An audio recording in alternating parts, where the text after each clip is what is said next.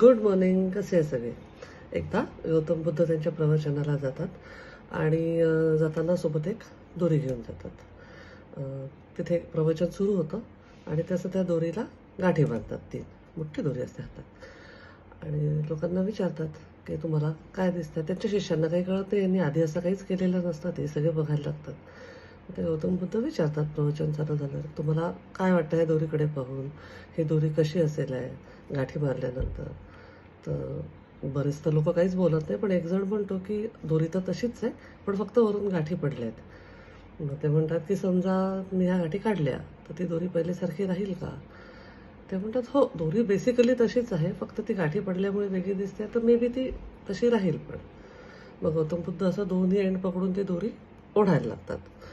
तर ते लोक म्हणतात असं ओढून गाठ निघणार नाही, गाठ अजून पक्की होईल. मग गौतम बुद्ध म्हणतात तुम्हाला काय वाटतं, काय केलं पाहिजे?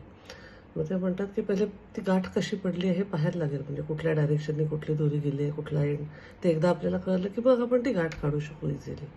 गौतम बुद्ध म्हणतात मला तुम्हाला हेच सांगायचं आहे, जेव्हा माझ्याकडे लोक येतात की आम्ही असं असं इतका आम्हाला प्रॉब्लेममध्ये आहे, आम्हाला प्रॉब्लेमचा सोल्युशन सांगा, तर मला त्यांना हे सांगायचं असतं की कोणी जबाबदारी घ्यायला तयार नसतं की मी ह्या प्रॉब्लेममध्ये गेलो कसा. कोणी हे नाही म्हणत की मी ह्या प्रॉब्लेममध्ये गेलो कसा सका. प्रत्येकाला प्रॉब्लेममधनं बाहेर निघायचं आहे.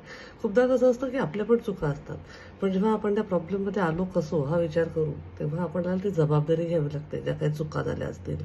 खूपदा आपल्या इगोमुळे, खूपदा आपल्या स्वभावातल्या त्या ह्याच्यामुळे गाठी पडून घेतलेल्या असतात आपण सगळीकडे, आणि त्या गाठी कशा पडल्या हे शोधायचा प्रयत्न न करता आपण त्यातनं प्रत्येक वेळेला सेफली बाहेर कसं निघू याचा सगळेच जण, सगळ्यांना इझी गोईंग हवं असतं. त्याच्यामुळे त्या गाठी कशा पडल्या बघायचं, त्यातनं बाहेर निघण्याचे सोल्युशन आपोआप सापडतात. बुद्ध पौर्णिमेच्या शुभेच्छा. Stay blessed. I love you all.